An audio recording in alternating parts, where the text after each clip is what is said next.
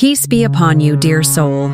If you've come here searching for a sign, then I want you to know you did not arrive by accident.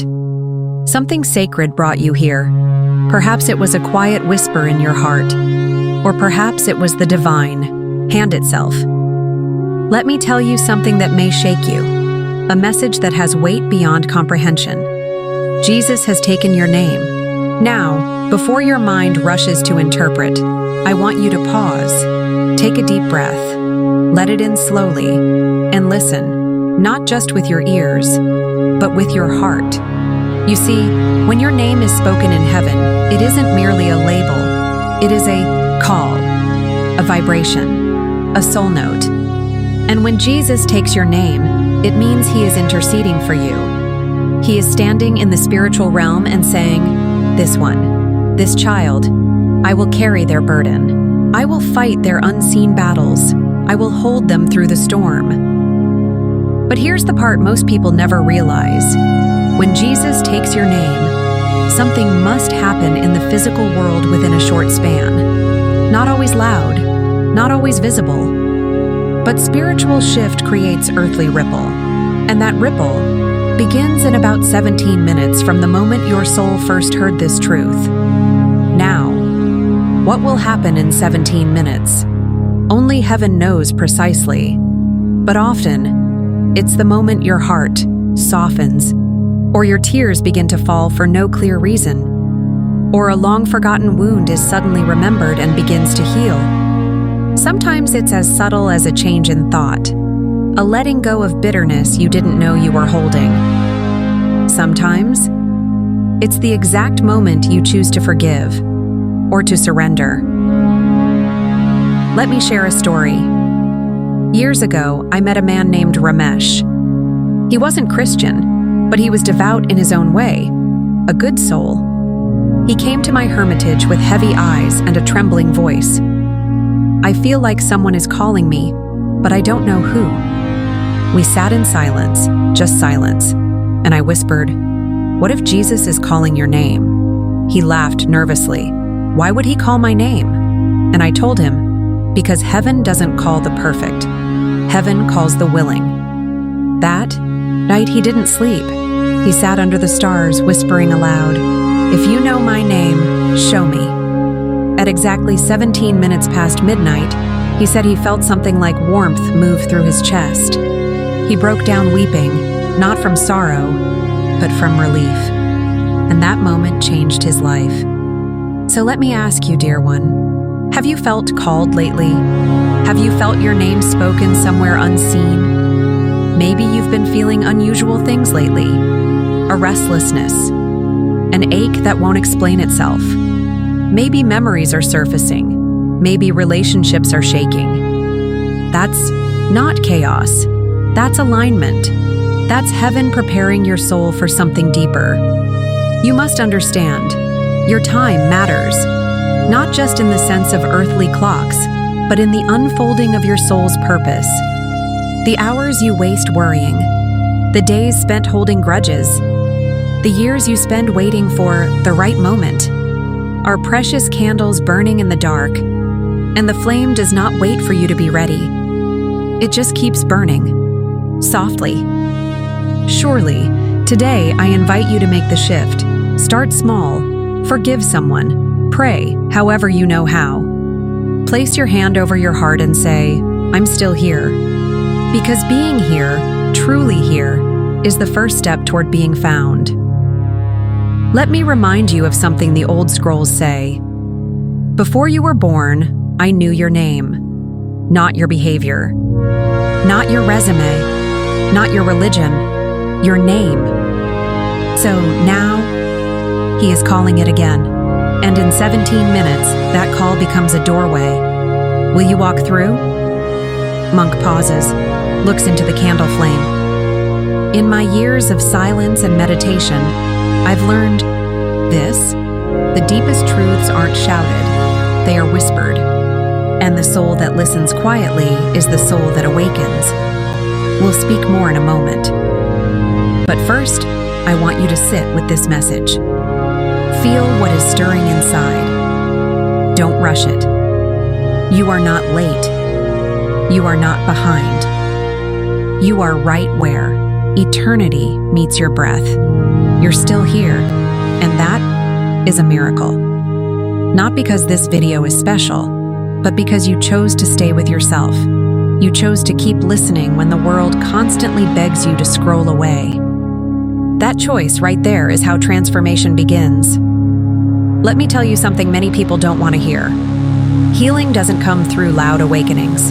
It comes in tiny moments of honesty. The kind where you finally admit, I'm tired, I need peace, I need purpose. I'm ready to stop pretending I'm okay. You see, the soul is not a machine. It doesn't move on command or perform on schedule. The soul is like the tide. It ebbs, it flows, it returns in seasons, but always, it's reaching for the shore, for home. And maybe, just maybe, that home is what you're beginning to feel now. Let me ask you something that changed my own journey. When was the last time you truly sat with your own heart? Not to judge it, not to fix it, just to sit, like you would with a dear friend. Would you call that friend weak for crying? Would you tell them to hurry up and heal? Of course not, but we do it to ourselves every day. We rush through grief. We shame our doubt, we silence our questions, and then we wonder why we feel disconnected, even when we're surrounded by people. There's a deeper truth here. God is not afraid of your wounds. Jesus is not ashamed of your weakness. He took your name because he saw your whole story and still said, "This one is mine." Think about that. Think about the things no one knows about you. The things you've never said aloud, the fears, the failures, the moments you wanted to give up. Now realize, none of that scared him away. He still whispered your name. And right now, whether you believe it or not, you are being drawn closer to something divine. Call it God, call it love, call it the voice behind the stars, but do not ignore it. Let me share another story. When I was younger, before I took my vows, I struggled deeply with anger. Yes, even monks have scars. There was a time when someone I loved betrayed my trust, and I wanted justice. I wanted revenge dressed up as righteousness. But one night, while meditating near the river, I asked, "Why did this happen? Where were you, Lord?" And in the silence, I felt only these words echo in my spirit. "You are holding a sword in a place meant for healing." I didn't understand, at first, but slowly, I began to see. My anger was valid, but it wasn't sacred. My pain was real, but it didn't have to become my identity. And the more I let go, the more space I created. For peace, for grace, for God. Now hear me clearly. Letting go is not forgetting. Letting go is choosing not to let your wound become your home. And if you're holding on to something right now, a person, a past, a secret pain, this moment may be your invitation. Your 17 minutes are passing, and the window of softness is opening. Don't waste it. Here's a question I ask all my students during silent retreat. What would change in your life if you believed, deep down, that God was not disappointed in you? Sit with that. Because many of you watching, you've been carrying shame like a backpack full of stones. And no matter how much success you gather, the weight never leaves. Because the soul doesn't want achievement. It wants alignment. It wants to know that it is safe to be seen and still loved. That's why this message matters. Not because it's mine, but because something ancient and sacred is using these simple words to remind you. You are already known. You are already chosen. You are already being healed, whether you feel it or not. Now breathe. Place your hand on your heart again. Can you feel it? That gentle rhythm? That is proof. Proof that you are still in the story. God hasn't forgotten you. Jesus hasn't misplaced your name. In fact, your name is being spoken right now, in places your eyes cannot see. Let that truth wash over you. And now, before we move to the final part of this message, I want you to do something sacred. Look around your space. Wherever you are, your room, your office, a crowded bus, whisper these words quietly. I am listening, Lord. Let heaven know you're paying attention. Even if you don't know what comes next, even if you're afraid, even if your faith is small, just say it, because all transformation begins with a whisper. And what happens next might just change your life. You've made it to the end, dear soul. And I want to tell you something that few will ever say. To you, thank you, not just for watching, but for being present, being open, being willing to face what most people spend their entire lives running from, the truth of your own heart. There is something sacred about finishing what you start. And in staying through this message, you've done more than just listen. You've allowed your soul to soften. You've honored the name that heaven called. Now, as we conclude, let's return to the beginning. When I told you, Jesus has taken your name, it may have sounded mysterious, even overwhelming. But now, you know what it truly means. It means He has claimed your struggle. He has seen your tears. He is stepping into your story, not to rewrite your past, but to redeem it. Many people live as if their time on earth is infinite. They put off love. They delay forgiveness. They wait for someday to feel peace. But the wise know there is no someday. There is only now. And this now, this breath, is holy.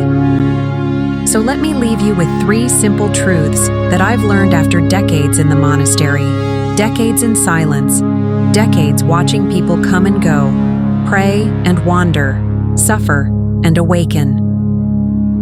Everything sacred begins with surrender, not control, not perfection. Surrender.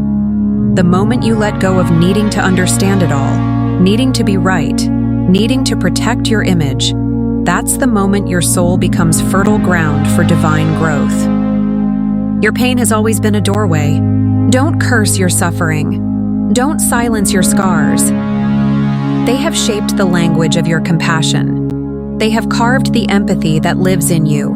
They are not your enemy. They are your invitation. And Jesus does not waste pain. He transforms. 3. You are already loved. Right now, exactly as you are. Not the you you're trying to become. Not the you who gets it all right, but the you who stayed. The you who is listening now. The you who dared to ask, am I still worthy? And the answer, always, is yes. There's an old prayer I want to offer you. I've said it in countless places, on mountain peaks, beside deathbeds, during moments when I thought my own strength had vanished. God, I do not know the way, but I know you know me, and that is enough. Take this fragile heart, whisper my name again, and when the world grows loud, bring me back to silence, where you and I are one. That's it. Simple, still, eternal. Let that prayer become your anchor in the coming days. Whisper it when you're afraid. Speak it when you feel alone. Let it guide you when you don't know what to say. Now I ask you to do one final thing. Not for me. Not even for this video, but for your soul. Go and bless someone today. Call someone you've been avoiding. Say sorry, even if your pride resists. Hold someone longer than usual. Sit under the stars and speak aloud your thanks. Write a letter you'll never send. Plant something in the ground. Watch it grow, because when Jesus takes your name, He also gives you a responsibility to carry that name with love. To be a light, not a spotlight, but a quiet, steady flame, like this candle beside me. You don't need to change the world. Just light the corner of it where you stand. And remember, dear one, you are part of a sacred unfolding. You are seen. You are heard. You are deeply, eternally known.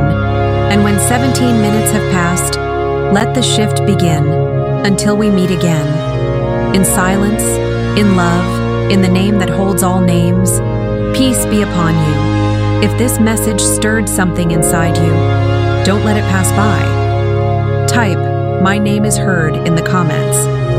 Let this be your public whisper, your sacred echo.